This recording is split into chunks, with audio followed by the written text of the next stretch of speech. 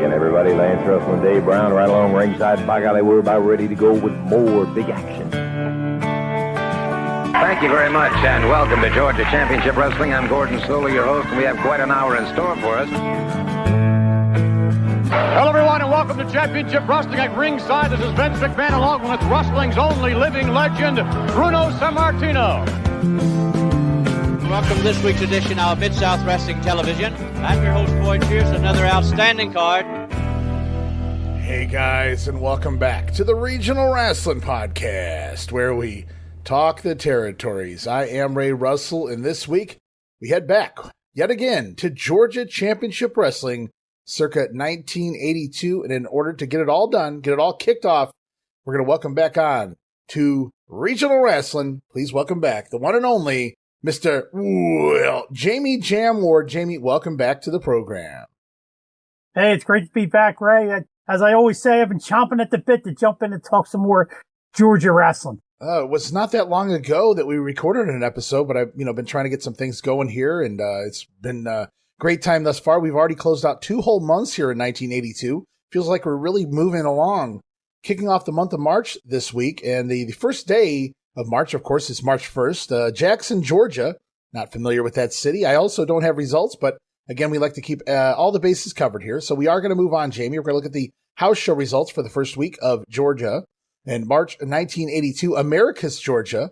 March the 2nd, it's Tom Prichard over the Angel, Jimmy Garvin defeating Kevin Sullivan, Buzz Sawyer battling Brad Armstrong to a double countout. And the main event there in Americus, Tommy Rich teaming with Leroy Brown over the team of Super D and Outlaw Ron Bass by disqualification. Now, Super D usually teaming with the Superstar. I have it on good authority, thanks to my research online, that the Masked Superstar has left for a tour of the Orient. And only this is actually one of those legitimate ones, not the ones they make up. He's off in New Japan right now. So for the time being, Super D is going to be slapped with a few different partners here in the house shows. And we're going to see his new partner, temporary new partner, upcoming on the TV. Yeah, it's going to be interesting to see how they get to where they got.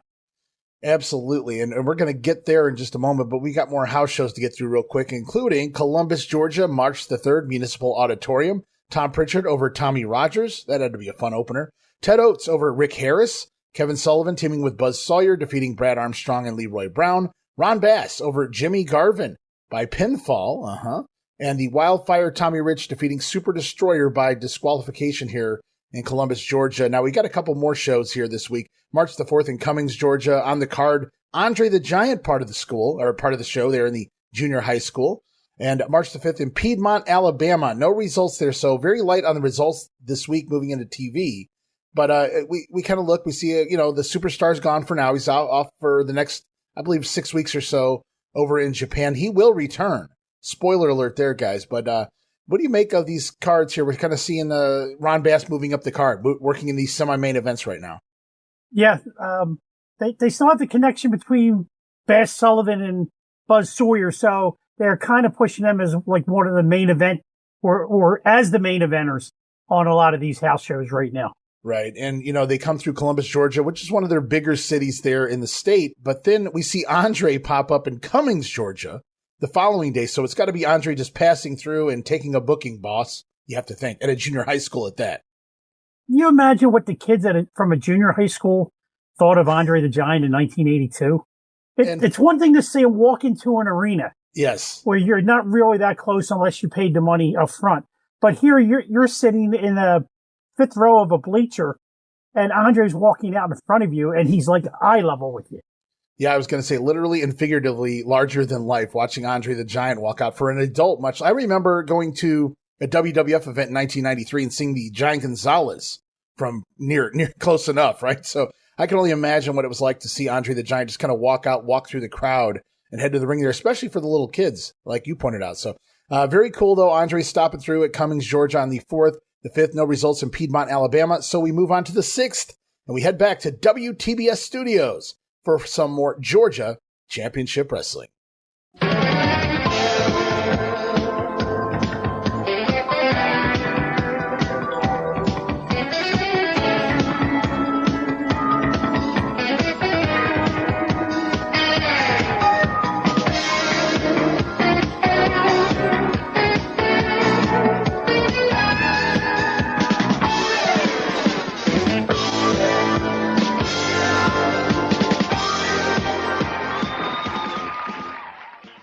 All right, away we go, guys. March the 6th, Atlanta, GA, WTBS, Channel 17, Superstation 17.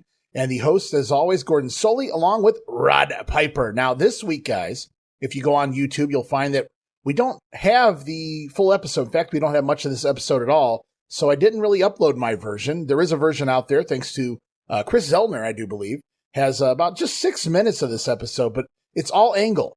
So it's worth checking out if you guys want to go try to find March the 6th. They're out there on YouTube.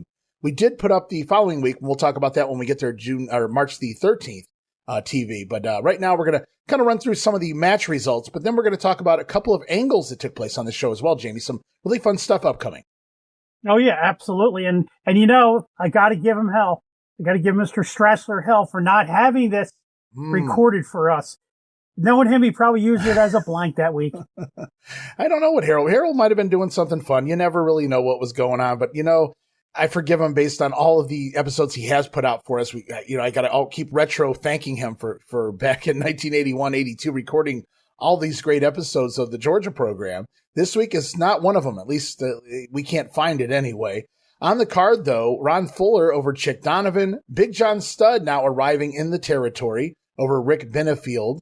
And then, angle alert, in the ring, we have Tom Prichard taking on Tony Russo. Meanwhile, we're third match into the program, and Roddy Piper, on commentary, has been talking trash on Bullet Bob Armstrong all show long up to this point. And finally, his son, Brad Armstrong, has heard enough. Bradley coming out and calling out Roddy Piper. But on Brad's way back to the locker room, Tom Prichard drop kicks Russo to the floor, Russo then briefly distracting Brad, which allows Roddy Piper the chance to pounce on the back of Brad Armstrong. Now, Tom Prichard comes out, tries to help Brad, but Piper laying into him as well. But here comes the Bullet, and the crowd goes nuts. Bob Armstrong taking Roddy Piper into the ring and putting a whipping on him. It's hammer and tong, says Gordon Soley as the Bullet all over the hot rod until, look out, here comes the boogeyman Kabuki and Gary Hart attacking the Bullet from behind. Total beatdown on Bob Armstrong. Now, Brad Armstrong, Tom Prichard finally make it back in the ring to try to make the save, but the heels are just dominating their opponents here. And then out comes the cavalry, finally running the heels out of the ring, several baby faces, but the heels do make it a point to stop by Gordon to gloat on their way out of the studio. A wild brawl and a great crowd reaction. Brad standing up to Roddy Piper was really kind of different because Piper never takes shots at Brad. Right. It was coming of age. Shots at Bob. He's coming of age. He came out stuck up for his dad. A great little angle. But to me, the highlight of the angle was I had never seen Gary Hart move that fast. He moved so fast climbing into the ring. I thought he was the masked superstar with like a really real pale blue color mask. That he has when he rolled in the ring. It took me a second to realize it was actually Gary Hart. Gary Hart, a little more nimble rolled into the ring. Yeah, maybe he had a cocktail with Gordon before, had a little limber. Gary Hart hitting the ring. It was fun to see Gary trying to get involved, actually, rather than just stand back. Kabuki and Gary hitting the ring, helping Piper take down Bullet Bob Armstrong. It was 3-on-1. Brad and Tom Prichard back in the ring. Just not enough to get it done there. Piper and crew just dominating. And, of course, like I said on the way out, having a little fun there, walking by Gordon, making a few comments. Look at the Bullet laid out in the ring. It was a great little angle there. The feud continues on. A wild brawl for, what a way to kick off the program, the first half hour of the show, and the crowd absolutely hot for it, as they have every right to be. It was just as hot as when Piper and Bob had their first roll around in the ring. That's the kind of heat they generated. Yeah, and it continues, and it's good to see something that over that, like you said, several weeks later, it still is over as it was from day one. And, I talk about the crowd being hot. Now I'm going to get hot with you because, Jammie, bring it on. He's back. Third week in a row. Gino Hernandez is standing in front of me right there at Channel 17, staying true to his words. Dressed the part. Nice suit here. Gino refusing to wrestle on TV for free. You got to pay to see the handsome half-breed wrestle. And it's wrestle, mind you, not wrestle, like Tommy Rich says. Calling out the Wildfire by name here. Gino reminding him it's wiser to stay silent and have people presume you're a fool rather than open your mouth and remove all doubt. I always love that line, and Gino using it here. It clearly they had some sort of plan moving forward between Hernandez and Tommy Rich. Yeah, and what Gino said, I guess he knew I was going to come around someday. because he just described me, especially forgetting all about him for 3 out of 4 weeks. He wasn't on the show last week because that was all tag team tournament stuff. But still, 3 out of 4 weeks, Gino was here. And looking ahead, Gino might be around slightly longer. Yeah, Gino's going to stick around. He's going to make it at least to the next Omni card. We know that much. But calling out Tommy Rich, so he has bigger aspirations than just working on the cards here at the Omni. He's looking for Tommy Rich, the national title, anything that goes along with the top spot here on TBS. He also makes quick mention at the end of the promo about a conceited fat slob by the name of Dusty Rhodes. So there you go, man. Talking about aiming high. Gino Hernandez calling out Tommy Rich and calling out the American Dream here this week, baby. Well, they worked a little bit in Houston once upon a time, so he could probably get away. He's no Don Carson, you know. No. Well, you know, Gino, with Paul Bosch, is tie into Paul Bosch. I'm sure those beautiful Bosch payoffs kind of negate that. So, Dusty, you can call me whatever you want, baby. Just don't call me late for dinner. And keep those paychecks coming from the Paul Bosch office. But yeah, so Gino, man, making a scene here out here in a suit. He doesn't need to wrestle. And we're going to continue on. We've got one more promo here from the video footage that exists. Buzz Sawyer defeating Gerald Finley. And then he walks over to Gordon, gloating about the way he put down Jimmy Garvin last week. And as you might suspect, guys, it doesn't take long for Jimmy Garvin to show up, defend himself here during this promo, offering a rematch anytime against the future Mad Dog. Lots of back and forth shouting between the two men, but it doesn't come to blows here on TV. So they're also continuing the feud between the Jimmy Garvin and Buzz Sawyer. And it's a very good feud. You need a good feud to dominate television because you can't put your superstars in the ring, you know, every single week. So this is a perfect upper mid-card feud, I guess, that will make people want to come out to the smaller towns to see these two guys go at it. Yeah, I'm sure they bring the heat when they get in the ring with each other. So the intensity's there. Obviously, they're showing it here on TV. And I like that, you know, with the brawl that we saw earlier in the show between Piper and Armstrong, they didn't overdo it by having Buzz and Jimmy Garvin go at it here in front of Gordon as well. So we just kind of get a shouting match between the two. But the heat is there. The feud will continue on between those two. And we've got results for the remainder of the show as well. Unfortunately, no more footage. We do know Jimmy Garvin over Jim Gallagher. Ole Anderson back with new partner Stan Hansen over the team of Rick Thor and Tommy Rogers. Wildfire Tommy Rich defeating Bobby Garrett. And since Garrett has returned, he's basically played a heel preliminary role rather than the babyface one he was doing prior to. It's Ron Bass defeating Rick Thor, Jimmy Garvin over Tony Russo, Buzz Sawyer downing Jim Gallagher, Ron Fuller over Ken Timms, and the final match of the program, John Studd teaming with his seemingly new partner, Super Destroyer, putting away Gerald Finley and Mike Jackson. Boy, talk about a mismatch in size there. John Studd and Super D, Mike Jackson on the other side. When you look at John Studd at this point, you don't really realize how big he was, especially with Super Destroyer as his partner. And he hasn't transitioned into those white trunks that, right. Well, not even trunks, for the remainder of his white career. Long pants, right, that he Tights. wear here, there on out in the WWF, which actually made him look taller. It gave him longer legs. It's He's kind not of appropriate that Studd replaces Superstar in this team. Uh-huh.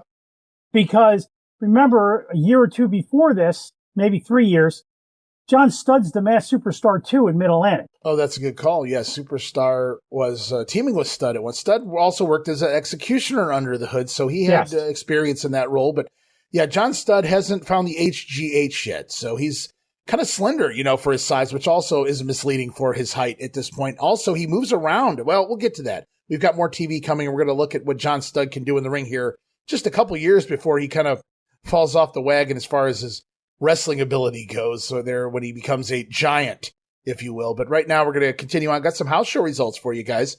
Another week here in the Georgia territory. Augusta, Georgia, Bell Auditorium, March the 6th. On the card, I don't have the winners, but I do have the card.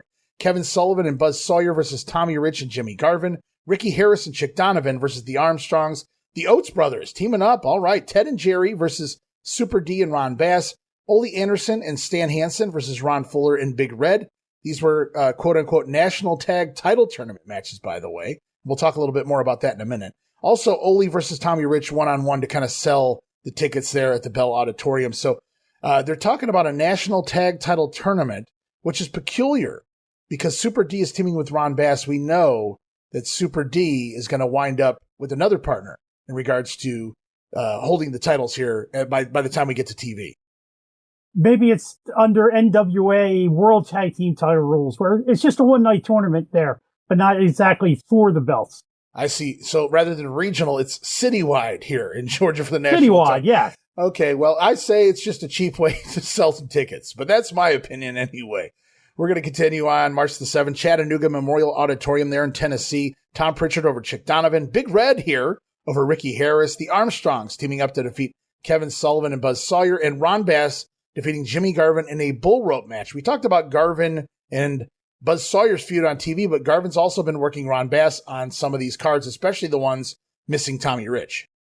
Yeah, again, that's that combo of Sawyer, Sullivan, and Bass as like the top heel faction in a way.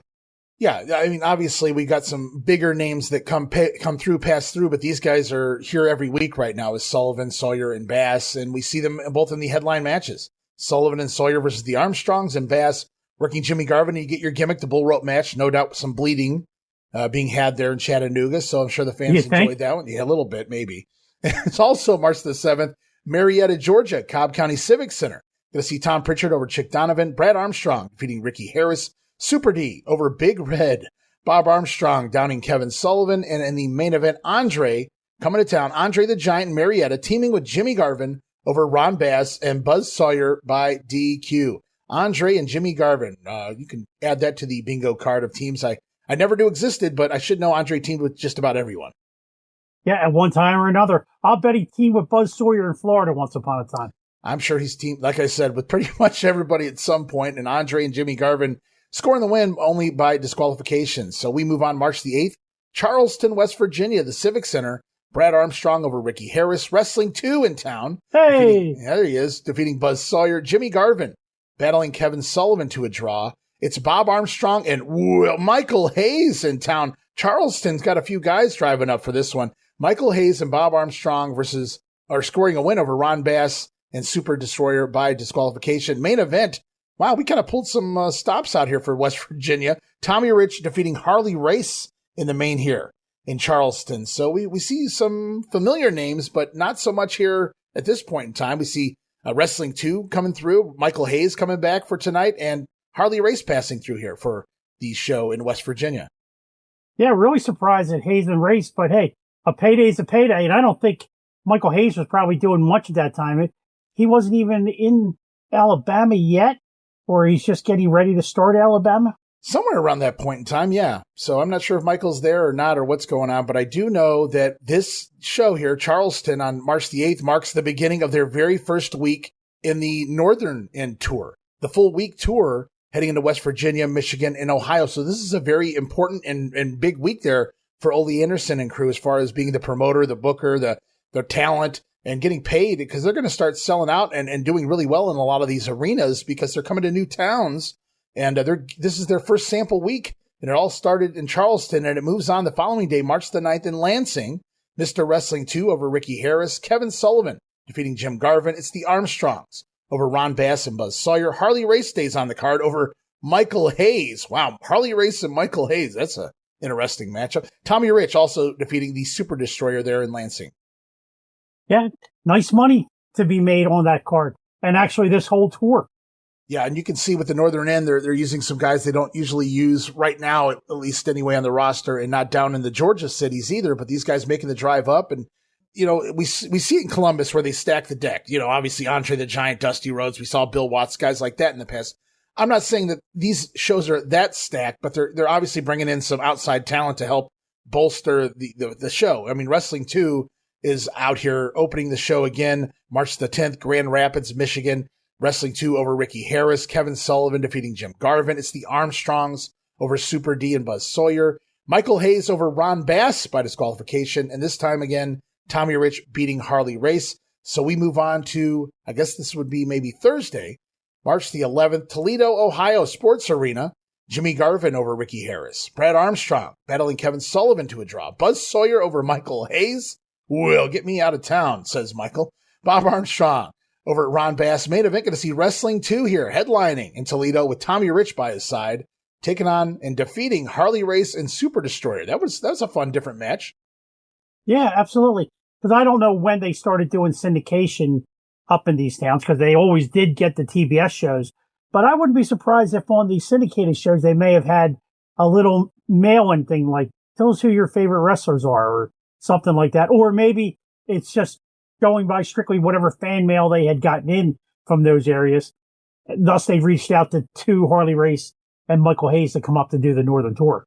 Well, we know Harley's been pretty much everywhere. Former NWA World Champion is Harley. He's going to be back here on TV for too long. But at the same time, you talk about wrestling too. We know that's the whole reason, the big boom, why they went up to Columbus. They didn't realize how many people were watching Georgia Championship Wrestling up in Ohio until they did the whole fan deal, vote for your favorite wrestler deal back in 1980. And they got tons of fan mail from Columbus in the Columbus area in Ohio saying wrestling too. And of course, so they're going to bring him on that Northern Tour. Makes sense, even if he's not part of the full-time roster right now. And Michael Hayes he's been with the company forever, and he's been over as hell as a heel. He got over as a babyface. Now, Ole kind of pushed him out near the end, no doubt about it. But if you need somebody on the card that has name value based on what the fans have been watching, then Michael Hayes makes sense to kind of fill out the roster as well. So I think they did a great job trying to find a few names that really, like I said, bolsters this crew here up in the North End. And we're going to see what they do when they close out the week. March the 12th in Dayton, Ohio, the Hara Arena. I've been there a couple times myself. I think it's unfortunately been demolished since that point in time. But at this point, 1982, it's thriving because we get Jimmy Garvin over Ricky Harris, Ron Bass defeating Brad Armstrong, Michael Hayes teaming with Wrestling 2, battling Buzz Sawyer and Super Destroyer to a draw, Bob Armstrong pinning Ron Bass, little revenge. So Ron Bass pins his son earlier in the card, Brad, and then later on Bob over at Ron Bass. The main event going to see Tommy Rich score a win over Ole Anderson to end the night there in Dayton. So it looks like we lose Harley Race on Friday. Probably had other commitments, but so Ole steps in, kind of fills that spot, if you will, taking on Tommy in the main event in Dayton. Yeah, and I'm going to guess that maybe Kevin Sullivan or Buzz didn't show up for that show. Thus, Bass got called in for double duty.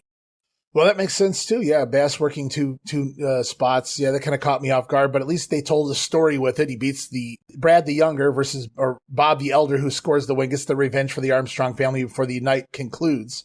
So that's what we do on our first shot through the North End. West Virginia into Michigan, down into Ohio, Dayton, kind of close to Columbus, back up to Columbus to take the flight home. And that takes us to March the 13th, back to WTBS Studios, another edition of Georgia Championship Wrestling, hosted by Gordon Soley and Rod Piper once again. We learn at the top of the program that there are, in fact, new national tag team champions, Big John Studd and the Super Destroyer. And again, I have notes here, the Superstar finishing up at that Omni show. We saw the World Tag Title, the regional version of the World Tag Title tournament there that took place at the Omni February 28th, Superstar off to Japan, but he will be back in the month of April.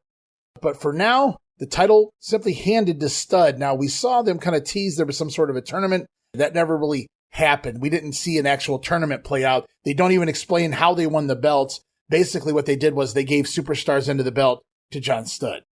Yeah, the closest we got to an explanation was during their match where Gordon said they recently won the national tag team titles. Right. No announcement of Superstar, just handing it over. You know, just to back up a little bit. Yeah. I wonder if they had any matches on the Georgia end of that tour, and we just didn't get the results posted anywhere.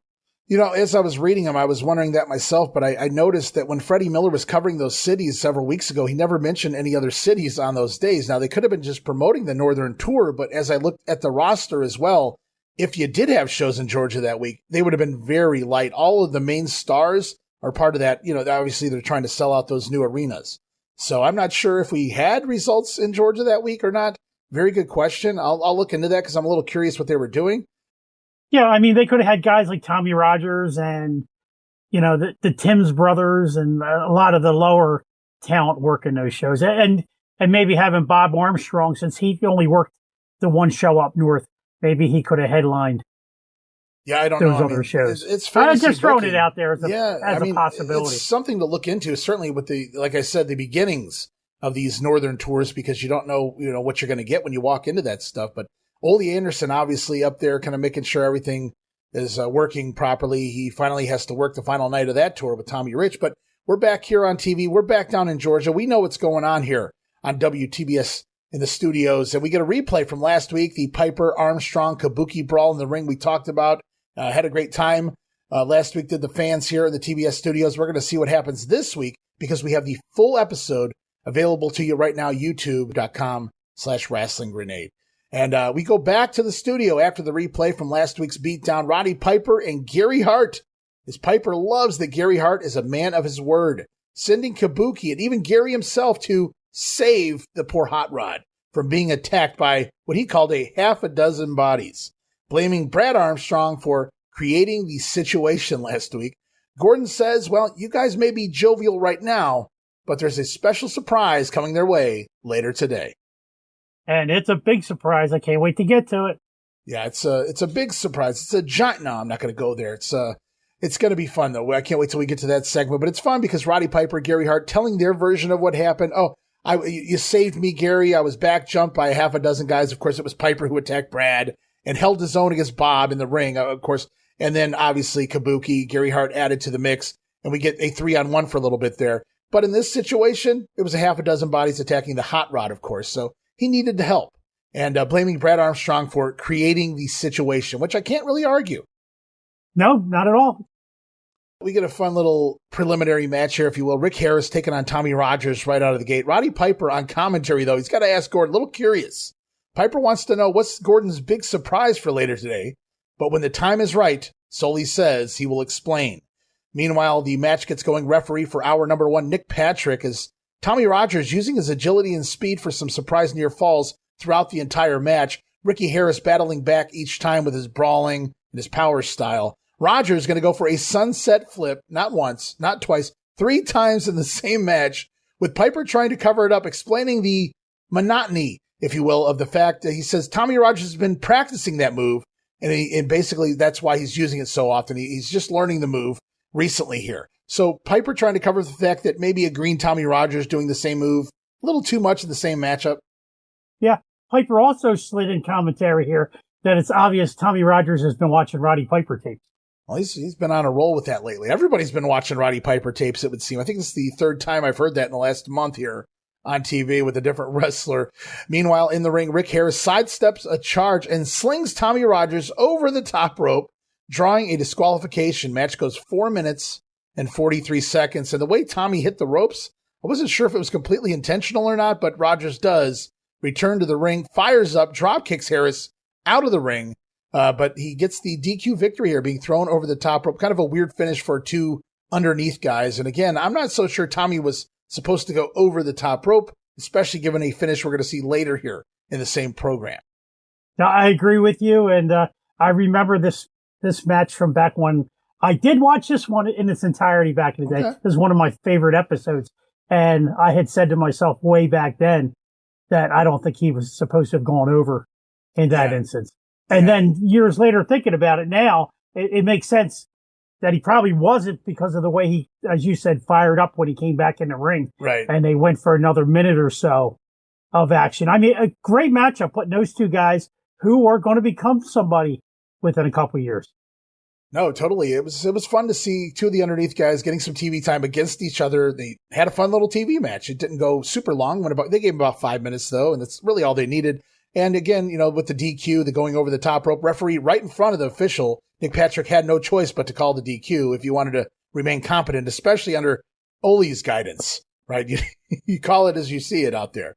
But, well, it didn't take long. Here comes the surprise already. Roddy Piper speaking with Gordon Solie when out of nowhere, Bob Armstrong appears. And unsure of the Bullet's reasoning for coming out, Roddy Piper initially removing his jacket just in case it's a fight that Bob wants. But the Bullet reassures Piper he's not out here. He's out here for another reason. Armstrong has heard that Gary Hart has offered to sick the great Kabuki on Bob as a favor to Roddy Piper, to rid Georgia of the Bullet. Well, that's fine and dandy, says Bob Armstrong, who then pulls out a set of handcuffs and announces that when he steps in the ring with Kabuki, Gary Hart will be handcuffed to the top rope, apparently standing on the apron. Gary Hart, handcuffed to the ropes. That way Bob knows where Hart is at all times. And whenever he feels like it, he can slap the taste out of the mouth of one Gary Hart. Now, Piper, never at a loss for words, says, well, Gary might be cuffed to the ropes, Bob, but Kabuki and Gary, they have friends. Noting himself, Roddy Piper, he kind of insinuates that he'll come out and help Gary and Kabuki if need be. And that's when in walks surprise number 2 in the form of Wildfire Tommy Rich. Rich says the Bullet has friends too, Hot Rod. Tommy, with a contract in hand, says if Roddy Piper has the guts to sign a match with the Wildfire. And of course, Piper, caught off guard here, is then mocked by Tommy Rich, kind of making fun of him for wearing a skirt. He says only girls and sissies wear skirts. Tommy with choice words that send Piper into orbit. Roddy Piper exploding on commentary as Gary Hart now out, trying to hold Piper back. And Hart winds up actually getting knocked to the floor here, which is always funny because you know those are unintentional. But Piper goaded into signing the contract while in a rage. Hot Rod signs the paper, throws it back in the face of Tommy Rich. And just like that, we've got ourselves some big matches coming tomorrow night at the Omni. Now, this is the way to make sure you have a nice walk-up crowd, because this is an awesome match to add to the card at the last minute. I don't know how far in advance guys were, the fans were buying tickets back in the day for these Omni shows. I don't know the facts and figures of things, but you could always feel when maybe the drawing isn't really coming in. The fans, the attendance, the tickets aren't moving because they do that hard sell the day before. They build some animosity. They put together some big matches. I don't know if that was the reason in this case was the lack of ticket sales. I'm just guessing there. But at the same point, man, they do so much. We're just getting started here, guys. They do so much to push at least 4 or 5 of the matches on the card before we end this episode of TV. Tremendous job. If you want to talk about, like you just said, Jammie, walk up, they do an amazing job of trying to sell some walk up tickets after this one. Yeah, because you got to figure, after, as you just laid out, they just had the big tag team tournament on February 28th with guys from Japan, and it was a loaded card. So they probably drew very well for that one. And now, people spent their hard-earned money. They're 2 weeks later, they're iffy on if the card's going to be worth it to go back out again. And so that's what they did at the last moment with being a Sunday night show. Sell it hard on Saturday night, and hopefully you get a better walk-up because, as you said, ticket sales are probably lagging at that point on Saturday. They're not done yet either, with the matches. Oh, no. And as you know, but right now we already know Roddy Piper versus Tommy Rich, just a random match added to the show. What a match to see. Hot Rod's only second appearance there in the Omni, if I remember correctly. And then Bullet Bob Armstrong taking on Kabuki with Gary Hart handcuffed to the top rope. Going to be a spectacle in and of itself there. Can't wait to see if the Bullet smacks the taste out of the mouth of Gary Hart in that matchup. But right now we go back to the ring for another match here on TV. Going to see Tom Prichard take on, is that Mean Mike Miller here in Georgia? He's going to be here for about a month on TV from my research. Gordon Soley hoping to have film of Kerry Von Erich here for next week. Apparently, Kerry's scheduled to come into the territory. We saw Kevin here last year. We're going to see how it goes with Kerry in the weeks to come. Mike Miller looking good out here, moving well. I almost thought it wasn't him based on the way he was moving out there. Very dominant, showcasing himself nicely on cable TV. But Tom Prichard battling back. Miller catching his boot, but Tom counters and lands the Enziguri. Going to take Miller down. Tom Prichard going over 5 minutes, 40 seconds. And for those curious, Mike Miller only 2 months away from his first big run in Portland. So time is on his side and bigger things to come for Mike Miller. But right here, looking good and doing a job to Tom Prichard. Yeah, and Gordon was so excited about Kerry Von Erich that it took him almost 5 minutes into the match to use Mike Miller's name. I think Gordon actually forgot, and then somebody had to tell him during the match that the guy's name was Mike Miller. And that match began off as basically a squash. I thought Prichard was going to go down with the way Miller was all over him and everything. Yeah, dominating. And then Prichard comes back, basically right after Gordon acknowledges that the guy's name is Mike Miller, then Prichard wins the match. Well, we saw Mike Miller on Regional Rasslin Unreal back in January of '82 up there in Mid-Atlantic. He's down here in Georgia for the next month, like I said. And he's not long from finally finding his niche in the world, and that is the Pacific Northwest. Mike Miller going to get over with fun up there and do some things throughout the 1980s. But right now, unfortunately, just out here to make Tom Prichard look good, and that he did. As Roddy Piper back out here with Gordon, and he is pissed off, has more words for Tommy Rich, and that brings out the Wildfire. And of course, Piper going to walk off as Tommy Rich returns to talk about old sissy pants. tells Roddy Piper to bring your little dress. And Tommy says he's coming for blood. Tommy Rich, sick of the words being spouted by Roddy Piper week after week for the past several months. Tommy Rich finally looking to get his hands on the hot rod.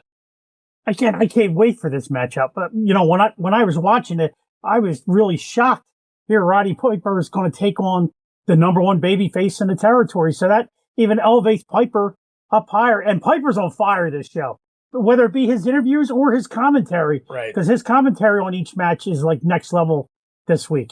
He took some good stuff before this episode was recorded, no doubt about it. Did Roddy Piper?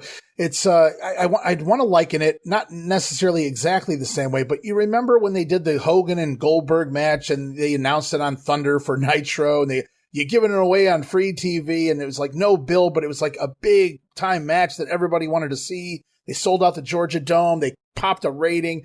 Everything was great, but they gave Eric crap for just kind of throwing it out there like that. And they should have saved it for pay-per-view, Eric. Now, this isn't the same thing because this is a house show. It's the Omni. They're bringing people in. They're making money off this match. But only 24 hours notice do we have that Roddy Piper's wrestling Tommy Rich. If you missed this episode of TV, you don't even realize two of the biggest names in the entire territory are about to get it on tomorrow night. Yeah, and since I'm wrong about everything recently, I'm not sure these two actually go one-on-one again. Perhaps they will, but I'm not really sure.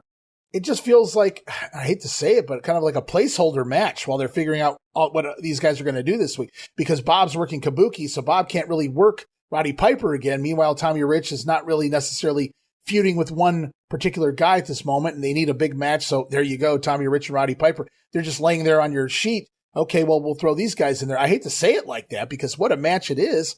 And we're going to see what happens when we get to the Omni between those two. But right now we got NWA World Champion Ric Flair out here, who is not exactly happy that apparently the NWA, the booking committee, has booked him in a 2 out of 3 falls match with Harley Race tomorrow night at the Omni. How about that? The Nature Boy says those 2 out of 3 fall matches, they're not as common anymore, especially for the NWA World Champion. Harley Race, a former 6-time champion. Flair says that's a hell of a feat.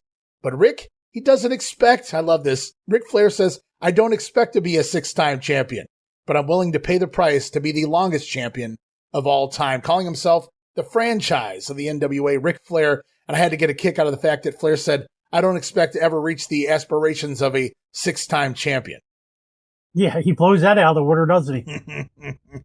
Oh, if you only knew, Rick, what was to come for the next couple decades anyway. So Nature Boy and Harley Race, you can add that to your list of matches tomorrow night for the NWA World Title rematch from last episode. We were talking about the Omni card where they do the count out or the DQ or whatever the finish was. Harley and the Nature Boy there. And now we get a rematch, 2 out of 3 falls for the world title. Just another match they're randomly throwing at us at the Omni. Yeah, bring it on, baby. Bring it on. What an Omni card. And we are still not done. No. And we'll get into that in just a moment. I see some names coming up here on my notes. But first, before we do that, we're going to get into the ring one more time. It's Jimmy Garvin taking on Tony Russo. Russo, short, stocky, wide, but capable. Kind of reminds me of Super Mario, not the wrestler, but the video game character. It's the way I watched him jump over a drop down in this at one point, and it just kind of looked literally like Super Mario Brothers on the video game. Tony Russo out here, but Garvin working the leg of Tony early. Russo hammering his way back. Russo, though, countering a monkey flip with a nice jackknife roll up, but Garvin rolls through, lands on top, hooks the legs of Russo, gets the 1, 2, 3. Match goes 3 minutes and 32 seconds. Yeah, it's good to see Russo back. We hadn't seen him since the Kevin Von Erich days when Kevin busted his nose on television. Oh, yeah, busted the nose. So, hey, you bring up him being Super Mario. Yeah. If they couldn't have come to contract the agreement with Lou Albano, they could have brought him in for the TV show without an issue. That would have been interesting. Yeah, I'm glad the captain got some work. But yeah, Tony Russo definitely looked the part of a Super Mario brother here. Maybe Luigi. I don't know. I like that guy that played Luigi better on the Jeffersons, but that's me. Relive the glory days of Memphis wrestling with the Retro Wrestling Review USWA podcast. Each week, we go back in time to review USWA Championship Wrestling from the 1990s, episode by episode. Join us for watch-alongs, behind-the-scenes stories, and exclusive interviews with people who were there and lived it. Whether you grew up watching it or you're discovering it for the first time, this podcast is your ringside seat to Memphis wrestling history. It's all a part of the WrestleCopia Podcast Network. Listen now at uswapodcast.com.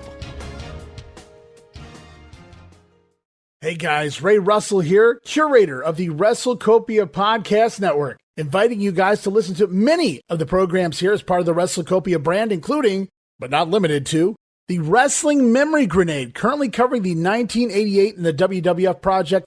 You can also listen to the Regional Rasslin podcast, where we talk the territories. You can also listen to the Wrestling Stoop with the legend himself, Bob Roop. But that's not all. You can also check out the Pro Wrestling Academy with the professor of Pro Resu, Mr. Dan Ginnity. Dan and I go back in time and cover the history of Japanese professional wrestling in the English language. And you can listen to all of those shows and more, all part of the WrestleCopia Podcast Network, located over at WrestleCopia.com. That's WrestleCopia.com, and anywhere your podcast streaming needs are met. And while you're at it, why not subscribe to our social media guys for all the latest goings on here at the WrestleCopia Podcast Network. Plus, I'm constantly adding old school video clips and pictures from throughout wrestling history. You can follow us over on X, formerly Twitter, at Rasslin Grenade. That's at RASSLIN Grenade. Also, follow and like me, Facebook.com/Rasslin Grenade. And why not subscribe to YouTube.com/Rasslin Grenade. And of course, now would be a fantastic time to become a WrestleCopia patron over at patreon.com/WrestleCopia. That address again, patreon.com/WrestleCopia, where you get so many gifts, including all of my insanely detailed show notes for every episode of The Grenade Show, Regional Rasslin, and the Monday Warfare podcast. You'll also get early access to a lot of the podcasts here on the WrestleCopia brand, where you can listen days and sometimes as much as a week earlier than the rest of the listeners. But that's still not all, guys. You also get at least a dozen digital downloads for your viewing and reading pleasure each and every month, plus random bonus video drops, and of course, the Patreon exclusive Watch Along series covering many past WWF and WCW events. And if that's not all, videocasts, also now a part of Patreon. No subscription, cancel anytime. Give it a try for a month, guys. I think you'll like the content that I offer, and every penny of it goes right back here into paying the bills.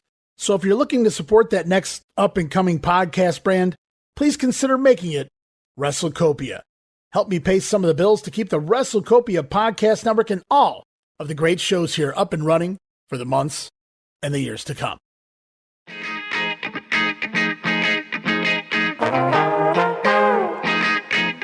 Hey, it's Bob Smith, and guess what? The Outdated Wrestling Hour is now part of the WrestleCopia Podcast Network. But hey, no fear, you're still going to hear the unique guests, comedy, music, authors, journalists, funny people. Who knows who's going to end up on the Outdated Wrestling Hour? Remember, it's all new and all old. So check it out in the WrestleCopia Podcast Network and wherever you get your podcasts. Listen if you know what's good for you. We got to continue on here. The American Dream, Dusty Rhodes here too, Jack. Cutting a promo. Dusty's sick and tired of all the interference in the matches here in Georgia. Ole Anderson interfered apparently in Dusty's match with Kabuki, the Dragonshine match, back on February 28th. That's the way Dusty's talking here. That's the way I understood the promo here. And that brings out Ole Anderson and Stan Hansen. Ole stating that, Dusty, you never learn. Ole then removing his jacket, alluding that maybe he's going to get it on with the American Dream. Dusty not going to back up, calling Ole into the ring. But out comes Bob Armstrong, Leroy Brown, and Tommy Rich to back up Dusty Rhodes here, because you see, Ole and Stan Hansen, they seem to have a plan. They were going to try to jump Dusty Rhodes, but Dusty, he's got friends too. Ole warns Dusty Rhodes, though, you can't always have your friends watching your back, Dream. Just wait until you're alone. Ole and Hansen gonna pounce.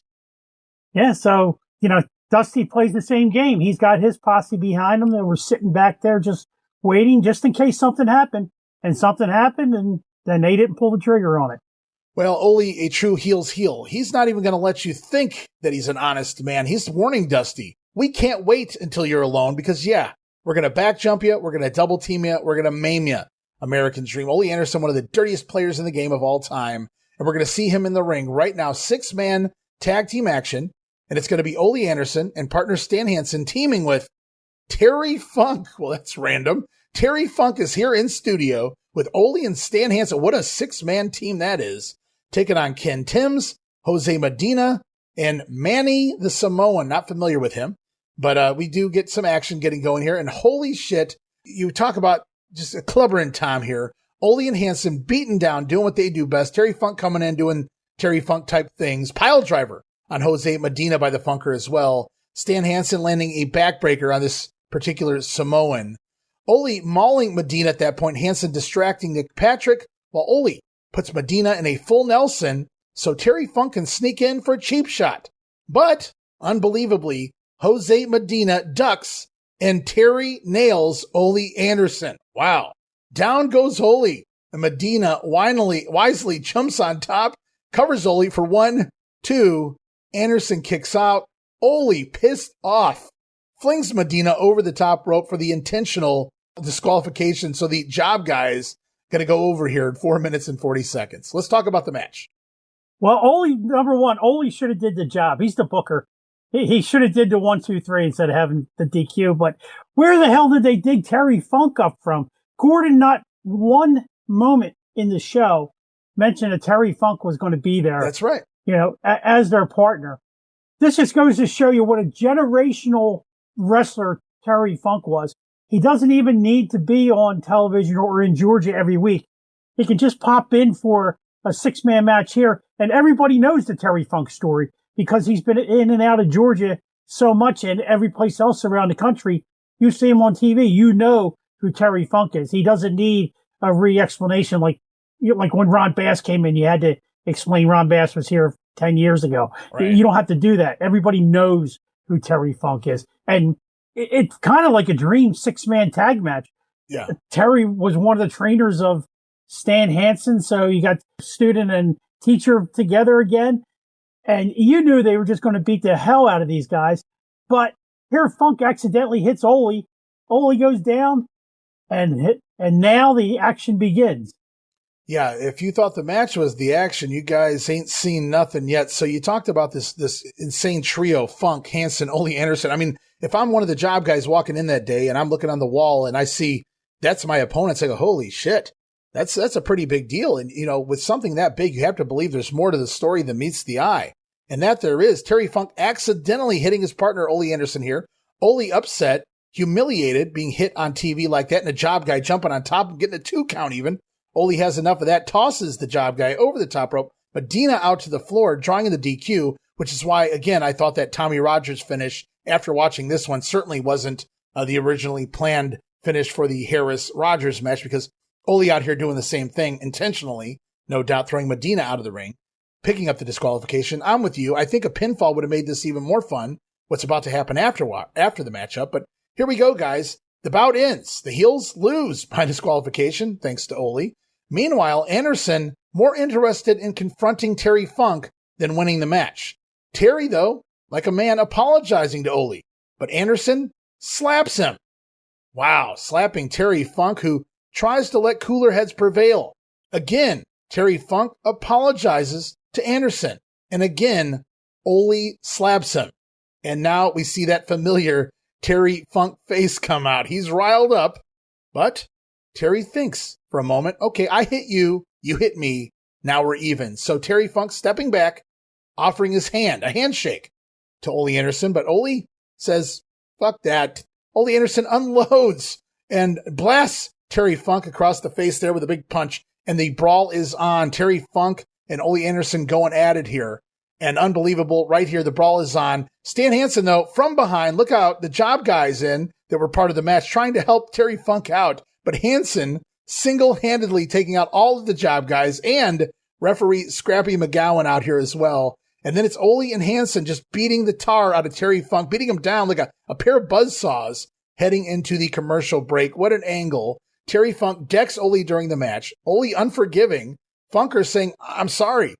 Ole slaps him twice. Terry Funk extends his hand after being slapped. And even then, Ole Anderson refusing the apology, unloading on Terry Funk. And that's where we are. And what an angle that was. I mean, I loved it. I'd never seen a face Terry Funk. Well, what we're about to see with Terry Funk ever in my life up to this point. And if I'm one of those job guys, the hell if I'm going back in there to try to help Terry Funk, who just wanted to kill me. I wonder if they fully filled Gordon in on this one, because Gordon actually mentions that Stan Hansen was trying to break it up for a second. Oh, okay. Yeah, I didn't really even, that was so wild and crazy, and the chaos, and the crowd makes it. Yes. Yeah, the crowd absolutely sells that, and they're going to sell more of that. But I'm telling you who's going to sell something here. So right now, as we stand, coming out of that wild brawl and the chaos and everything like that, moving into tomorrow night in the Omni, it was supposed to be Ole Anderson and Stan Hansen versus Dusty Rhodes and a mystery partner, a partner of Dusty's choice that he's not planning to unveil until the show at the Omni. But that's going to change here, guys, because Dusty's going to get himself an offer that he can't refuse. Right now, we're going to go off to a soundbite of a promo featuring Dusty Rhodes and Mac and Dream talking about Ole Anderson, Stan Hansen, trust issues, and then a very special surprise when the Funker comes a-calling. Well, we just had a very, very explosive moment out here, and all I can say is that that is a collision of giants, really. God, I could have told Terry Funk before he got in there with that guy that sooner or later it's going to be bad news. I mean, if anybody can tell him about anything, it's me, because Ole Anderson is as lowest skunk that I've ever met in my life. Don't be starting nothing with me. Don't start nothing with me. I hate your damn guts. I hate your guts. But let me tell you something. As I fought you from Maine to Mexico, and you tried to break my back in Kansas, and I broke your arm in Florida, and we've got one thing in common, whether you know it or not, is that we've got that fire down below, and I have never asked you for anything, but it's my only way. And I ask you right now to take me as your partner in that match against those other guys. I know that you might think that I'll double-cross you, but I got something right here. And this right here means more to me than anything else I've had in my life. This is my father's watch, and it's a Rolex watch, and it's the only thing that I have of his. And I know money doesn't mean anything to you, but it's the only way. It's the only way. If you'll be my partner, I'll let you hold this watch in your hand right here. I'll let you take that watch as my father's, and my father's been gone a long time, and it's all I got from him, and you take that watch right there. You take it, and you hold it, and you let me be your partner, even though I hate your guts. Let me tell you something. Don't you ever put your hands on me like that. Don't you ever put your hands on me like that. I'm going to take the watch because I know it's your soul. I know it's your body, your blood, and your soul. And it's going to take somebody just as evil and as low down and low life as you to kick their butt. But I'll take your watch. You don't step on me, baby. Let me step on me. And I will kick that watch too. Well, I know for a fact what the late Dory Funk Sr. meant to Terry Funk. Let's go to the ring. All right, Jamie, that was a hell of a promo there. Dusty Rhodes out here by himself to begin things. If you guys aren't watching along on YouTube, Dusty says he could have told Terry Funk that Ole Anderson can't be trusted. And that's when, as you heard, out comes Terry, the Funker himself, makes it clear that he hates Dusty's guts. They fought from Maine to Mexico. Dusty tried to break Terry's back in Canada. Terry Funk broke Dusty's arm in Florida. But they've got one thing in common, a fire for revenge. We heard Terry Funk then begging Dusty to allow him to be his partner at the Omni tomorrow night. He knows Rhodes doesn't trust him, and he can't offer him any amount of money because money don't mean nothing to Big Dust.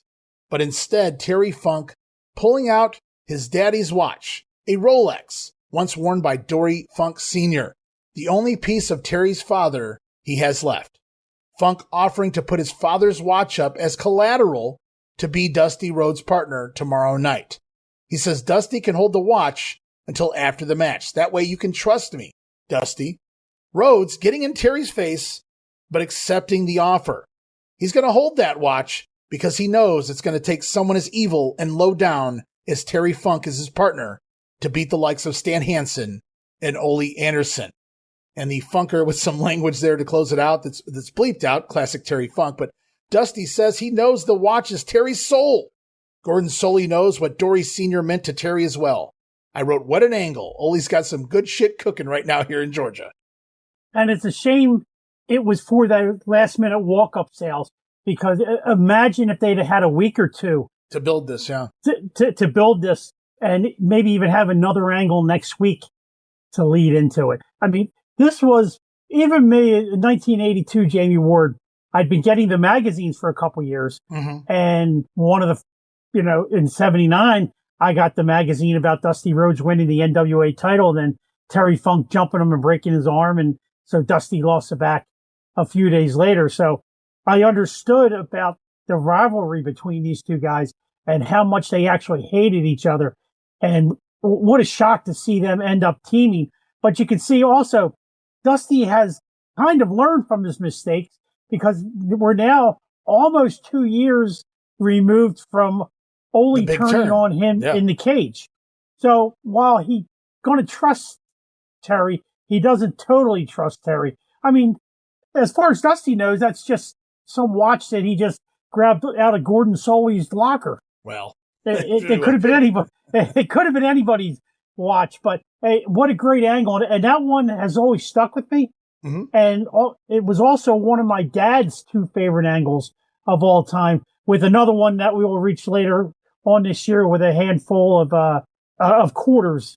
Okay. Dealing with Roddy Piper. I see where we're going with that. Yeah. But my dad bought into this one hook, line, and sinker, because he knows the relationship between father and son. And so that my dad, up until the time he died, had my grandfather's pocket watch that he used on the railroad. And when my dad, he was a wedding photographer, when he would go to do weddings, he always had that pocket watch, clipped to him, with his suit. And of course, now I have it.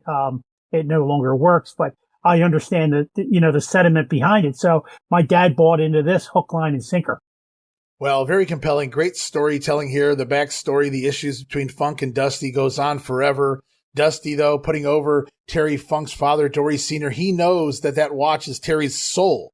This is how Terry is linked to his father forever. Dory Sr., of course, a wrestler prior to Terry and Dory Jr. breaking into the business. And, of course, the promoter there in Amarillo. And people kind of know these names. And then Gordon, doing what Gordon does best, looking at the camera in a very serious tone, mentioning he knows what Dory Sr. meant to Terry Funk. So that's a huge deal to gift Dusty the watch to hold until after the match. So, again, I mean, masterful. And I agree with you. If they could have booked this at least last week so that we got a Dusty and Terry Funk squash match this week where they can kind of play with you, kind of staring at each other, hesitant tags, just little simple things, nothing major, but just kind of getting the feel for it. And then we move on to the Omni from there. But it is what it is. And you want to talk about a walk-up, buddy.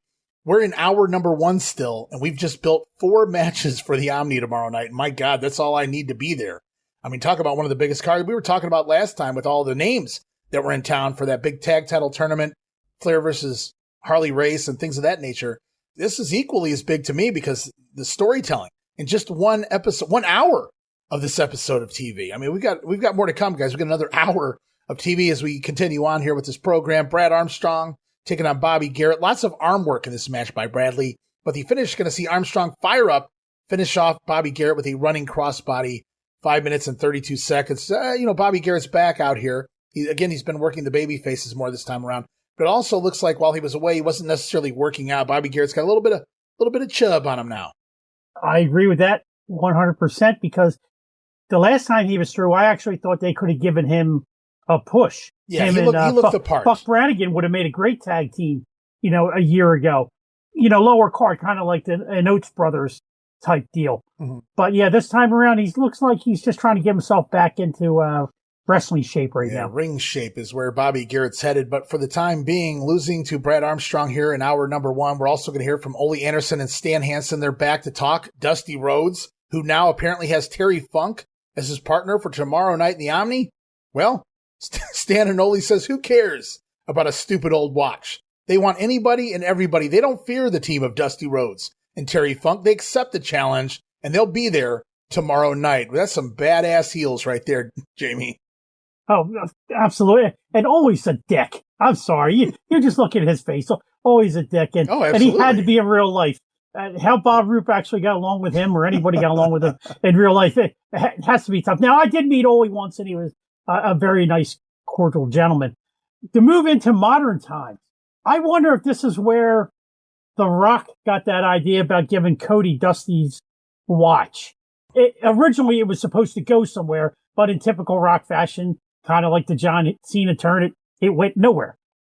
Yeah, that's a good call. I forgot all about that little angle they did there. And obviously that's what they wanted us to do, is forget about it because, well, maybe, who knows, maybe he'll pull the watch out of his ass at literally out of his ass at some point, and then we get a little story with that. I have no idea what they're going to do here in the modern day times, but I do know back here with 24 hours notice, they're doing a hell of a job to sell some tickets tomorrow night. Bob Armstrong back out as well to close hour number 1. He says, no back jumping tomorrow night from Gary Hart. You're going to be handcuffed to the ropes. And if the bullet gets Kabuki handled, he's going to slap some jaws on Gary Hart. So Bob Armstrong basically selling not just his match with Kabuki, but the fact that he's going to get his hands on a manager who can't do anything, can't even run away, can't defend himself because he's going to be cuffed to the top rope. As we end hour number 1, though, we move into hour number 2. Enter Steve O, who is still here. Steve Olsonowski is still here, as he has clearly asked Gordon off camera to wish Mama O a happy birthday. Gordon stating that we don't necessarily typically do this, but happy birthday to Mama O, or something along those lines. Every time we think he's gone, he drags us back in, or vice versa. You know what I mean? I really think he must have been doing color on either the Columbus or Macon shows. I'm really going to have to dig into this because I don't think those shows worked like that, though. The little clips I've seen, I don't think they're that elaborate in those studios to be having color men and things of that nature. I'm not seeing that a thing. I haven't heard anything about that. What other purpose is to bring him out when he's not going to do anything? I don't know what he's doing. I wish Bob Roop had been here at this point so I could ask him, what was Steve's job during this time period? Was he working backstage for Ole doing, random things? I'm not sure what it is. Obviously, they're trying to paint him into some sort of commentary role. He's mentioned that in the last couple weeks. And I don't know what was really going on with his hand, with his wrist, because when he was out here this time, I was looking at it and it's not bandaged anymore. And I'm glad of that because, this injury happened in frickin' November, but he was just kind of holding it like it was just hanging there kind of. And it's just really weird to me. I don't know if there was nerve damage. I'm not sure what was going on there with that wrist, that hand of Steve-O, but it's clear. I mean, the guy's been out of action since November and they're still trying to give him some kind of work here. So we have to go back. It can't be Ole. Ole doesn't love anybody that much except for maybe Buzz Sawyer. So, and I can't see him being super fond of Steve-O as anything more than, a guy that he can depend on to show up. So it's got to be a Jim Barnett deal that, he really took a liking to Steve-O and wanted to do something with him. But he's here. I mean, and what's really weird is you think he's going to cover hour number 2. It's like, okay, we got different referees for each hour. Maybe we have different color men for each hour, but Steve-O doesn't even really stick around for the color in the second hour. He just kind of pops up at the beginning of the hour and maybe he commentates a match. I don't even remember now, but he's not really here for the full hour. No, I don't remember him doing a match here. And the last time he was on, he did one match and then Piper took back over again. Right. Yeah, so I don't really know what his deal is, unless they wanted him to host the Sunday show. I'm not really sure what was going on with Steve at this point. And unfortunately, we'll never find out because one of these weeks he really will disappear. But I'm not going to call it right now. We're going to wait and see what happens. I tell you what will happen right now on hour number 2. Tommy Rich out here, going to talk Mr. Cool. Roddy Piper lost his cool in hour number 1, signed the contract. The match goes down tomorrow night. Hot Rod versus the Wildfire. There you go. Gordon Soley warning Tommy Rich, don't be overconfident. Tommy says, I know Roddy's a tough guy, but Wildfire thinks he's going to get the win. We also hear again from Bob Armstrong. He closed hour 1. He's back for hour 2. Again, talking Kabuki. Says, you don't need to paint your face for this matchup, Kabuki. Armstrong promising to paint it for him, black and blue. I wouldn't fuck with I wouldn't screw with Bob Armstrong. The guy was a Marine. Yeah. He's as tough as he comes off as he is. And I would have loved to seen him beat the hell out of Gary Hart. That would have been a fun time. I mean, Gary has nowhere to go, trapped with the handcuff around the rope. But I love Roddy Piper Tommy Rich getting some words here for the hot rod here to kick off hour number 2. We go to the ring. Tom Prichard taking on Tony Russo. The referee now, Scrappy McGowan. As Prichard looks for a flying head scissors early on. Russo, though, going to toss him off. I thought that was a nice move there. Tom, though, if at first you don't succeed, try again. Trying for the flying head scissors a second time and with success. Russo, though, does an old school catapult into a hot shot of sorts across the top rope, which sends Tom backwards into a backbreaker. Blocking it on a third attempt, however, makes the big comeback, lands a dropkick, leaping over Russo, and lays down into a sunset flip style roll-up, gets Prichard the win, 4 minutes, 40 seconds. Yeah, I liked the ending of that match. I'm just kind of surprised Russo didn't kick out because it didn't really look like it was the proper spot for a pin. Yeah. You know, I like that catapult spot. You know, I saw Goldust do that a few times in the early 2000s, and I hadn't really seen it prior to that. But here is Tom Prichard Tony Russo doing this way back in 1982. So clearly an old school move that was pulled back out by Goldust many decades later. But it was cool the way Prichard sold it because he was young and nimble and just kind of let his whole body hang, and it just looked very devastating. Yeah, it sure did. I mean, and this is the rematch from last week where they didn't get to finish the match because of the Piper Armstrong. Right. So they're giving him a little more here this week, and Tom Prichard gets the win this time around. As we go off now to a VTR from the former 6 times world heavyweight champion Harley Race, who says, and I quote, "Woo, woo wee." Harley Race giving out woos, high-pitched woos from Harley Race just took me aback. He's got word that the match tomorrow night has been signed, indeed, a 2 out of 3 falls match against the world champion Ric Flair. Harley says he hasn't lost many times in his career, so the stipulation is on his side. Harley feels he can win 2 out of 3 of the falls.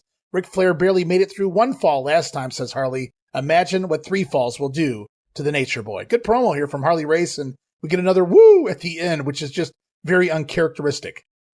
I've never seen Harley this animated. I saw him get pumped up a couple times in local interviews during his WWF run where you could tell he was just fooling around and having a good time. Yeah. But he was serious and fun in this one, and he wasn't a curmudgeon. No, it was a different Harley Race than I've ever seen. It's honestly fun. I encourage anybody to go out to the YouTube and scroll into hour number 2. If anything else, you want to watch that Dusty Funk promo, but you also want to hear this Harley Race promo. It's like you've never seen before, Harley Race here. Next, we're going to hear from a man who has wrestled over half of his adult life. He's one of the most widely respected men in professional wrestling. He has held the NWA World Heavyweight Championship on 6 different occasions. Let's listen now to these videotape comments by Harley Race. Woo! You even got me talking like Ric Flair. I almost walked out of the studio and I got a phone call, told me to come back here. That Ric Flair had agreed to sign the match along with a little prodding from the National Wrestling Alliance to a 2 out of 3 fall match. Well, I'm going to be walking around going woo-wee and all this because I've got exactly what I want. The only man that can fail me is me. And, buddy, I haven't failed myself very many times when it comes to wrestling. Flair and the Omni, I am going to be 7 times world's heavyweight champion. As the people well know, they saw you being salvaged, being drug out of that ring with not enough left in you to even stand and call yourself a man. Well, in a 2 out of 3 fall match, you can get disqualified. That's 1 for me. In 3 falls, buddy, I'm going to put your shoulders on that mat, and they're going to count 1, 2, 3, and then Harley Race is going to stand up and go, woo! I am the man again. Looking to be 7 times champion as we go back to the ring for the great Kabuki with Gary Hart in his corner, taking on Ken Timms. Now Kabuki distracting the referee and everyone involved by blowing green fog into the air, and as everybody's looking at the green mist, then attacks Kabuki. Now on the offense, martial arts kicks and the nerve hold O'Doom under the armpit of Ken Timms. That's the auxiliary nerve, I'll have you know, Jammie. The one place that Gary Hart says you can't build muscle to block the pain, the armpit nerve hold. Unbelievable. Ken Timms, though, does try a comeback, but runs into a Kabuki thrust kick in the corner and a diving chop off the middle rope. Going to give Kabuki the win, 2 minutes and 14 seconds. Yeah, I like that explanation. I'll give Gary Hart props on that one. I think he's used it before. Maybe I heard him use it in Dallas, but it's an excellent explanation. It's the one place on your body, no matter how much you work out, you can't build muscle content. So the nerve hold works momentarily, but it's the chop, that walking rope chop gives Kabuki that really should just be going to covers after the thrust kick, in my opinion. Those look good. Yeah. As much as I didn't like Kabuki back then, watching this 40 years later, I'm into Kabuki a little bit more. I'm actually into Gary Hart a little bit more. I didn't like them back in the day, but rewatching this, they're not as bad as I thought they were. Well, it's hit or miss for me because when I went through all of the Dallas stuff way back when, and week after week watching it, some weeks you were like, man, that was a fun Kabuki match, or that wasn't a bad promo, or whatever they're doing this week makes sense. But then, you wait a week or two and then it's, we're back to this, and it's kind of bland or boring. And Jammie, you're right on target in regards to the early Kabuki matches we watched in 1981 here in Georgia were not good. They were very slow, methodical.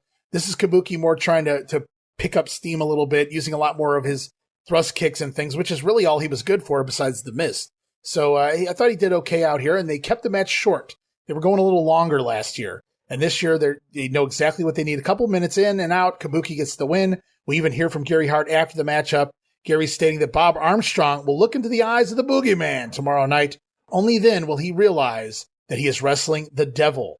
Great Kabuki coming for Bullet Bob. We also see Ric Flair back out here, who says of all the NWA champions, Harley Race is always near the top of the list, above Ric Flair's name perhaps. But that will be changed. Ric Flair will bleed. He will sweat. There's no easy way out. But tomorrow night, the Nature Boy going to prove himself once and for all. So he's taking this seriously, that's for sure. Flair is definitely the heel in this match. I mean, after that promo that Harley Race does, Harley's got to be the face going into this. And he is projecting himself as the heel. This is Flair personified right here. Well, we've talked about it now. We've got 4 big matchups built up for the Omni card. So I'm looking forward to seeing what happens when we get there. As we've heard from both sides now, Harley Race having the time of his life, coming back for the world title. Ric Flair is still the champion, and he plans to remain the champion after tomorrow night. We go to the ring. Speaking of champions, the brand new national tag team champions, Super Destroyer, still holding his half of the titles, now teaming with Big John Studd, taking on Jose Medina and Mike Miller. And again, no explanation how the title change happened, but Studd simply replacing the superstar here as the tag team champion. Studd still mobile here in 1982 in comparison to his, again, HGH bloating he will undergo in New York. Fun to see Studd out here moving around at a normal wrestling pace for a guy his size.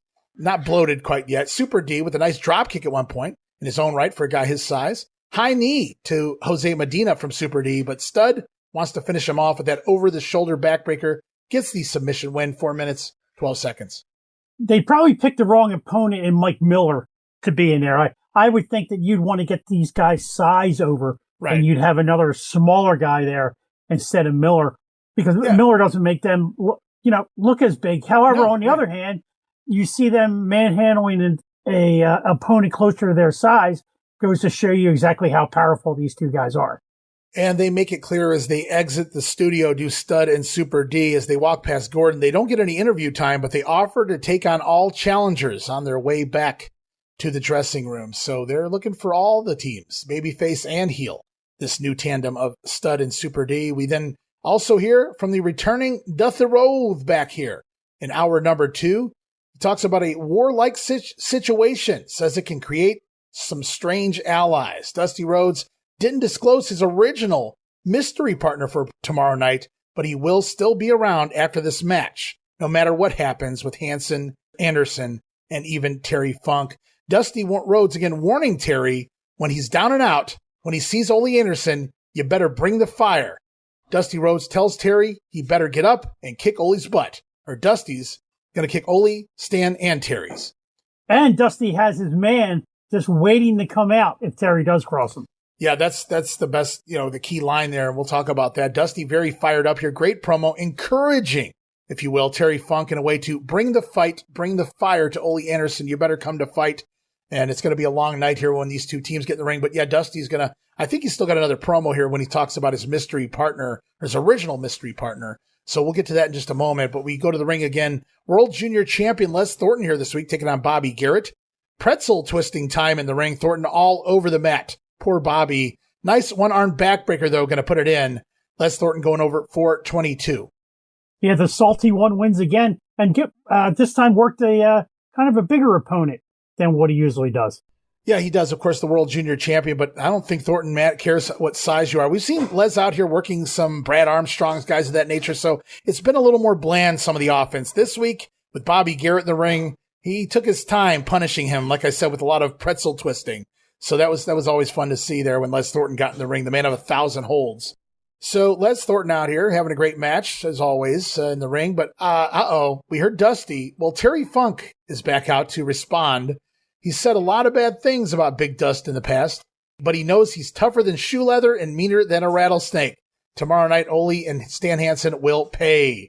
And that brings out Dusty Rhodes yet again. Now, Funker gone. Dusty back out on his own, but he does warn Terry one more time. If you jump out of line, the fan's going to jump on you, Terry. But the lines are drawn. It's Dusty and Funk, Ole and Hansen, but Rhodes' original mystery partner is going to be out in the crowd watching his back. So he hasn't revealed who this mystery man was supposed to be, if there ever was one. But apparently warning Terry, just in case you get out of line, I've got the fans on my side, but my mystery partner isn't far behind. Yeah, the fans will come, they'll riot and beat the hell out of Ole and Stan. I'd like to see them try anyways. So we go back to the ring. Tommy Rich out here taking on Rick Harris. And I don't know what the fuck happened to Steve-O. I noticed he hasn't been on commentary, but Roddy Piper, as you said, does return to commentary, and I'm not complaining. Trashing Tommy Rich most of the way here, as you might suspect. Tommy controls most of the matchup, though, botching a middle rope reverse body block when he slips off the ropes. So Rich going to pivot and land the Thez press to get the win, 4 minutes and 43 seconds. So it looks like Roddy Piper and Tommy Rich might come to blows after this match, but they're kind of pushed away. They separate, and cooler heads prevail for now as they continue to build towards tomorrow night. But the one thing about Tommy Rich, every time he wins the national title, he never carries the belt out with him. They barely ever mention it. I mean, if I was Piper before I signed that contract, I would have said, oh, wait a minute. You might actually have something I want. And say, put up the title, then you got me. Well, that's a good call. And you said it again. We've talked about this before. Sometimes I question myself because we record these so many weeks apart. That is Tommy Rich still the champion? Was there a title change? And I don't recall things like that. No, not yet. And that's what I'm getting at here, though, is maybe they didn't trust Tommy to carry the belt around. I don't really know what the situation. You would think even if Ole was holding it, though, he would hand it to Tommy to take it out for these promos. But we never see the Wildfire with the belt, even though he's been the national champion more often than not for the last, 6, 7, 8 months. Yeah, since August. Sometimes you see him with it. Sometimes you don't. At least when Superstar was champion, he was out there with it all the time. Right. But whenever Tommy has it, he might have it 1 week and then we won't see it for 2 months. And, maybe there's reasoning here in this particular match with Roddy Piper. Maybe they don't want to allude that this is for a belt because it's not. It's just a classic one-on-one encounter between two of the top guys in the territory. But I wish it had been for the belt because we're going to get to those results in just a little bit. We've got one more match here before we close the show. Buzz Sawyer finally out here taking on Manny the Samoan. So there's two Samoans here. I said the earlier one was Manny. I believe this is Manny the Samoan. The other one's just the Samoan. So he gets a name. He gets a name, this one. This is more of a powerhouse looking Samoan out here. A little more personality too, kind of a strutting around the ring, but he's no mad dog. Buzz Sawyer can't seemingly overpower this Samoan, so he wrestles him down to the mat instead. Sawyer noticeably growing out the beard, I put here in my notes, and looking more defined in the body, getting into better shape here, as we see a dead weight suplex on the Samoan, who didn't really help at all. And Buzz Sawyer going to follow that up with a running, diving, stiff-ass headbutt. That'll teach you to dead weight me. Gets the Mad Dog to win 5 minutes and 4 seconds. That's because Buzz's hairline is starting to go back. So he needs a each beard? week. Not that he had a lot up there to begin with. Yeah, so you bring the beard in and it makes you look like you have more hair. Okay, I didn't know that. I've been doing this for years, right? I know what I'm talking about. I believe you. I totally believe you. Well, Buzz Sawyer hadn't been on the show up until this point. We didn't see Kevin Sullivan, Ron Bass, or Buzz here this week. Maybe they got trapped up there in Ohio. I don't know what's going on, but Buzz does show up by the end of the program, scores a win there as we close out the show. We close it with Stan Hansen and Ole Anderson, who say, do you think they're worried about the Texan Terry Funk? Stan Hansen is a Texan too, only he's bigger and he's tougher. He's meaner than Terry Funk. Ole and Stan going everywhere to win all the regional tournaments for the World Tag Team title, collect all those $25,000 purses. Roddy Piper going to chime in also. A few closing comments for Tommy Rich here, who came out here, threw on his Superman costume, and challenged the Hot Rod. Well, Roddy's got news for Tommy Rich. He's not afraid. Ronnie going to rant all the way into the outro as Gordon Sully bids us adieu from the Peach State of Georgia. Until next week, then, at 6:05, Gordon Sully saying so long from the Peach State of Georgia. And Roddy gives us that $1 million smile, as usual, as the show goes off.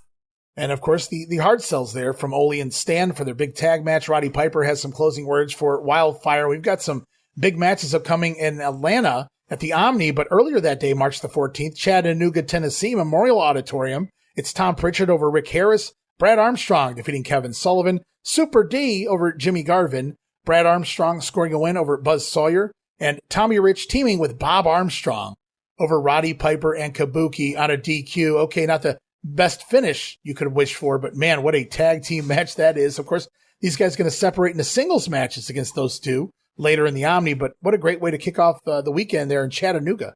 Yeah, fans in Chattanooga had to be tickled pink seeing, Tommy and Bob against Kabuki and Roddy. Hey, Ray, did you catch that the promo for the Omni show wasn't Gordon Sully and it wasn't Freddie Miller? It was a voice that I had never heard before. Do you have any idea who that may have been? A random TBS executive? I have no idea. Yeah, it was just some random dude. It couldn't have been Steve-O, right? So no, this guy definitely had a Southern accent. It wasn't Jim Barnett. I know that. Freddie must have been on one hell of a vacation here. He hasn't been here in about a month now. Well deserved. He does return soon. I do know that. But yeah, Freddie Miller's been off the air for about a month. Hopefully he's doing well and sipping something down there in Hawaii or something. But well deserved if so. But Freddie Miller will be back, guys. Rest assured. He's going to be here for, off and on for another decade, working for even WCW and some voiceovers. So, and all right, with that, guys, we're going to close out the program. One more big card to look at, and that is the Omni. We've talked about it all episode long. 4 big main event type matches in Atlanta, Georgia, March the 14th. On the undercard, we're going to kick off the show with Brad Armstrong battling Kevin Sullivan to a draw. Then from there, it's the handsome half-breed. Gino Hernandez has indeed made it to the Omni. Gino scoring a win over Tom Prichard. A couple of Houston boys. Gino knows Tom, so that makes sense to put him in there with Tom. Yeah, when I saw that result, and actually probably the night I heard that on the telephone, it probably made sense to me. Also on the card, now we saw them build this up, a little bit of a verbal joust the week before on TV, March the 6th. It's Buzz Sawyer scoring a win over Jimmy Garvin, and I have in my results by DQ in a no DQ match, so I'm not really sure what happened there. Outside interference, I guess. That would be the only thing I could come up with. Kind of negates the whole point of a no DQ match, though, wouldn't you say? Yeah, absolutely, but it's better than nowadays where every match is a no DQ match. Well, we'll stay away from nowadays. We'll stay here back in happier times in 1982.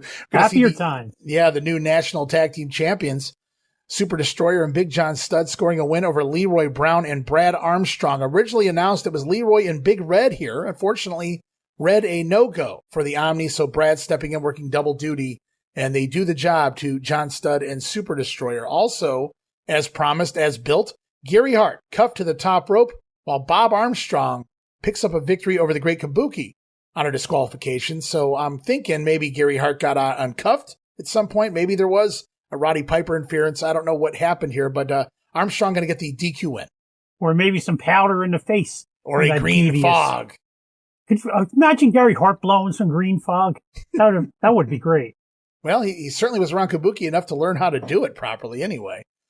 I had been wondering all show long, how would they work the finish to this matchup, Roddy Piper versus Tommy Rich? We never get to see any of the clips anymore on TV, thanks, Ole. But I do happen to know that Roddy Piper did indeed defeat Tommy Rich by pinfall. Really? I did not know that. Yes, indeed. And they'll talk a little bit more about that on the next TV and kind of just blow this off, unfortunately, because they got other things going on. But yeah, unbelievable. We get maybe the one time only Tommy Rich, the main event star of Georgia Championship Wrestling, stepping in the ring with the hot rod. And Piper goes over, man. And that, obviously you set that up so you could bring it back at some point down the road if need be. But Tommy's got a lot of potential opponents here. Gino cutting promos, potential Roddy Piper return matches. So we'll see what they do with all of that. Also, well, another big match we were kind of anticipating, Ole Anderson and Stan Hansen defeating the team of Dusty Rhodes and Terry Funk, also by DQ. So maybe things got a little too hot and heavy out there. The Funker, Dusty, maybe a little overzealous, getting themselves disqualified. Very possible. And most likely it was just a wild brawl. And, like you said, they get carried away and maybe set Nick Patrick or Scrappy McGowan's flying out, through the ropes. Well, the Funker behaved himself. I don't know if he gets his watch back yet, but I do know that he and Dusty did indeed work as a tandem in some way, shape, or form, because we're going to see this story continue and unfold over the next couple weeks, heading into the next Omni card. But right now, we close out this Omni show with a big main event NWA World title on the line. 2 out of 3 falls. Going to see the Nature Boy Ric Flair indeed defeat Harley Race. And that's the way it should have been. Harley wasn't getting the belt back here, but I'm sure the fans all left entertained. I'm sure Harley got the pin Flair in one of the falls. Right. So everyone was probably happy. Back to the Piper and Tommy Rich. It's a shame we didn't get that March 6th TV show, because I would have liked to had seen what the card originally was for that show, since they threw so much together at the last minute. Yeah. I wonder if Gino was supposed to face Tommy Rich at the Omni, and then just for walk-up reasons, they pulled out of it at the last minute. I don't think so. There was no implication of that in the promo that we have with Gino.